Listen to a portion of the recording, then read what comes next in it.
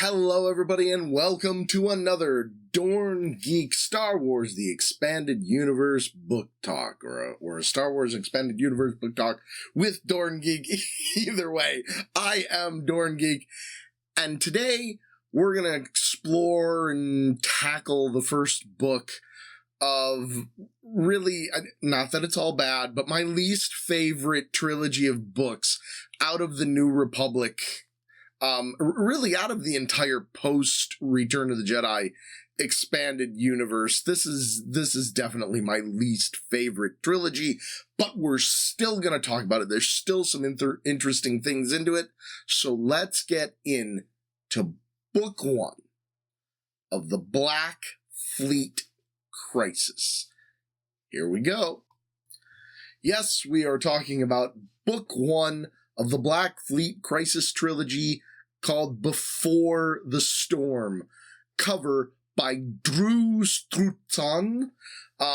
Really wonderful art by him. He's been doing almost all the art for the entire New Republic era here, and he does a really wonderful job. This book was published in March of 1996, so we're moving our way through the mid-90s here. We've gotten from the early 90s into the mid-90s.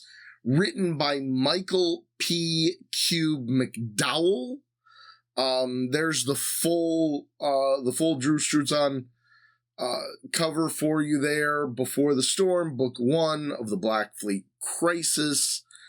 And we're going to get into what it is I like and do not like about this trilogy as we go. But let's look at the timeline first. We've gotten to 16, and we're going to get our way into 17 ABY, 16 and 17 years after the Battle of Yavin.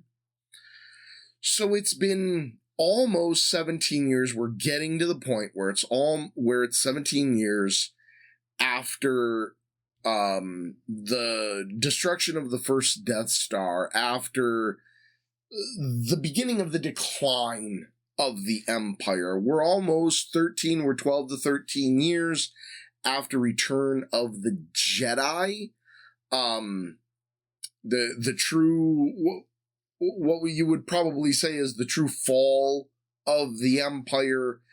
And the fall of the Empire in these books is a pretty important moment. So the fact that we're 13-ish years away, pretty important. We're also 17, getting to 18 years away from the Thrawn books and the Thrawn Crisis.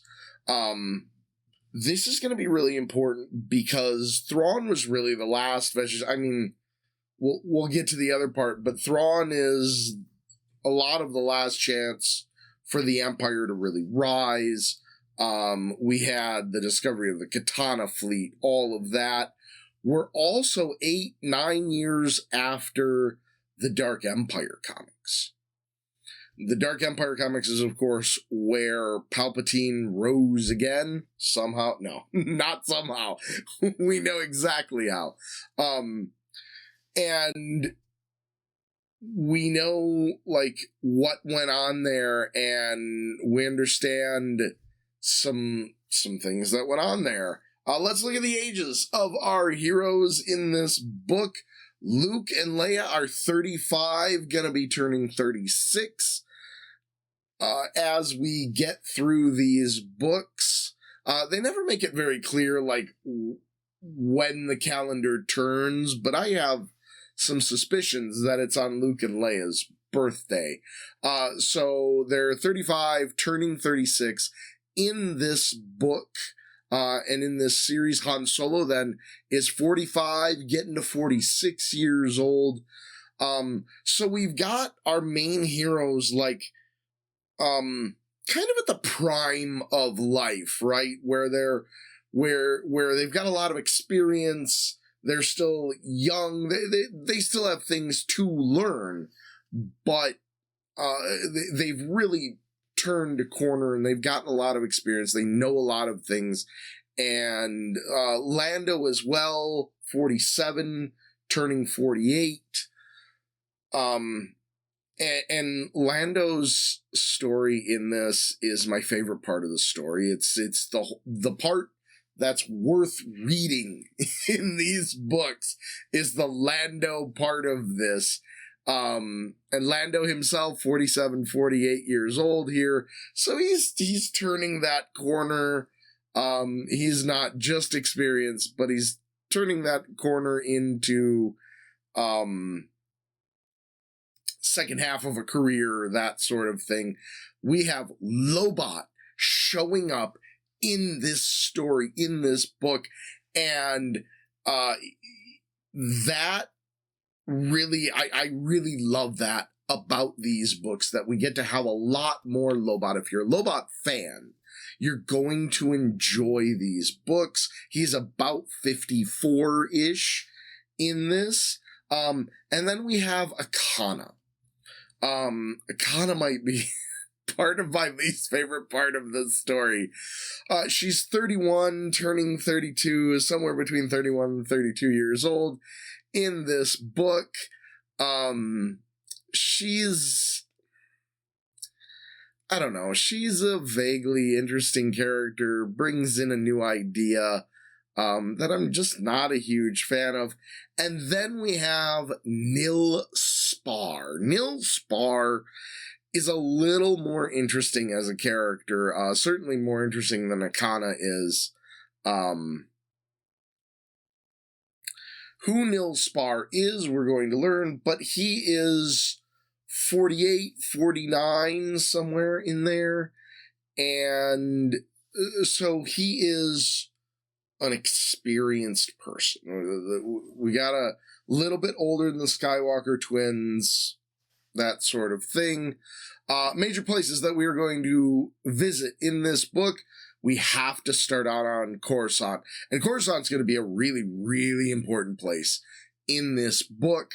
I know I've talked about it before, but Coruscant is the center of galactic government, no matter what you do in the Star Wars galaxy. So we're going to find ourselves on Coruscant quite a bit. We're going to find ourselves seeing Coruscant as a very important place, because Coruscant is where, if you are going to be running the galactic government, whatever it might be called at the time, you have to be running it from Coruscant itself.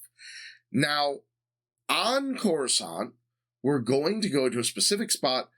We're going to go to Darth Vader's castle. Now, I know with the Disney fan fiction being a thing now and everything, there's probably a lot of confusion, and there's going to be again later too, but there's a lot of Darth Vader's castles and palaces and everything else. This is the original. This is the first. This is the first of Darth Vader's castles. Then we have to go to the Kurnocht Cluster. This is out along, as you can see over there, the Matelos trade route. We're around Galantos, that sort of area there. So the Kurnocht Cluster is going to be an area that we focus on. It's a brand new area as far as like this book was concerned, all that. And in particular, we're going to be looking at one specific planet in this book. We'll expand out a little bit in the other books, but we're pretty concerned with one particular planet in this book and what is going on in that planet. And then we're going to be aboard the Mud Sloth. I'm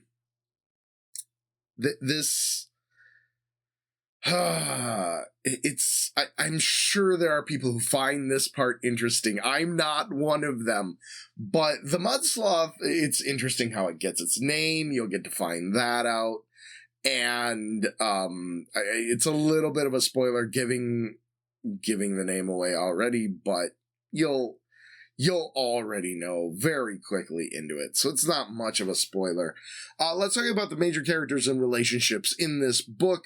The relationship between Luke and Leia, the Skywalker twins, who are they to each other, and what do they still not understand about each other? That's something that's going to be explained in this book. They're definitely more connected than they used to be. But what do they still not really understand? And then Luke and Han, and in particular, Luke and Han's relationship as it relates to Han being Luke's brother-in-law. In other words, Han being connected to Luke through his wife. This is going to be a major part of the relationship that we have to explore in this book.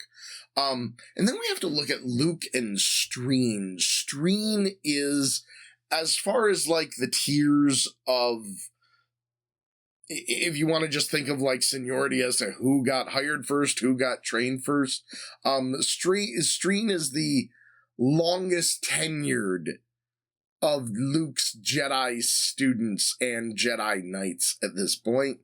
And we're going to see how they have connected as a relationship and how Luke feels about Streen. Luke and Akana, who they are to each other, why they get to know each other at all,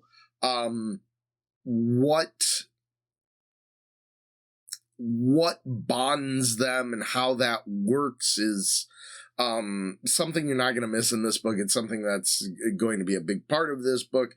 And then Leia and another one of our new characters, Nil Spar, and how it comes together that they get to start talking with each other, and how we get it's not even a bond. I don't know exactly what to call it other than just a relation with each other.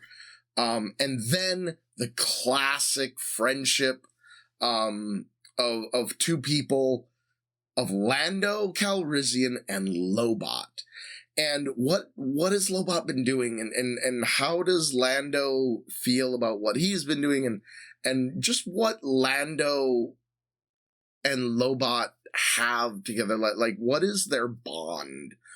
How is their friendship? What is the dynamic of their friendship? All of that. Let's talk about the major events going on in this book.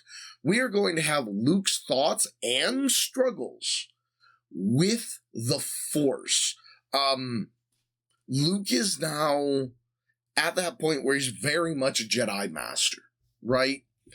And what are some of the struggles with the Force that come with this idea that I've learned all I can learn, that sort of thing? We're going to run into a new type of Force user, and I'm not a big fan of this. There's a new type of Force user out there. It might be interesting to some of you. I think I don't really like it, but it's out there.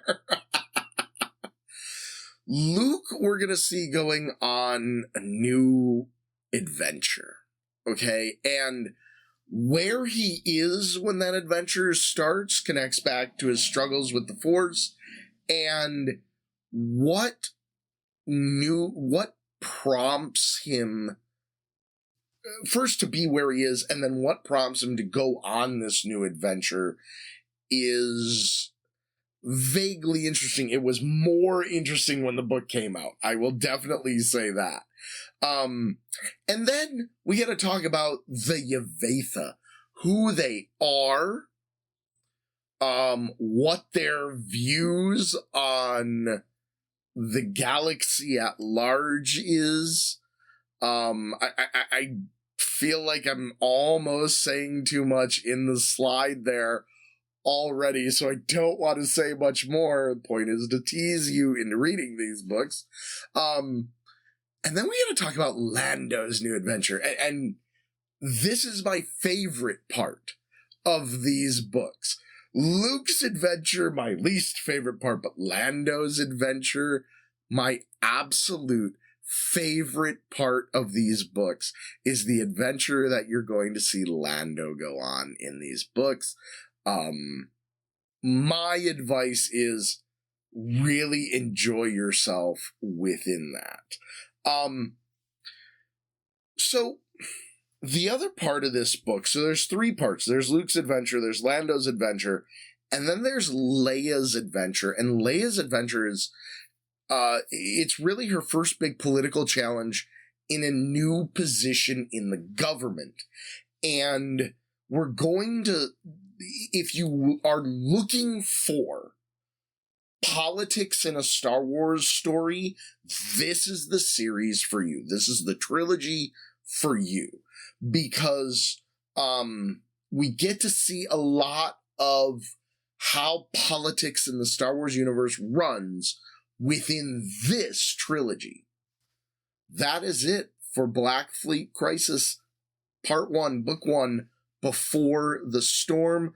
We will be talking about the second book in this trilogy, Shield of Lies, the next time I see you. Thank you, everybody, for watching. May the Force be with you, and I will see you for the next book talk. Bye, everybody.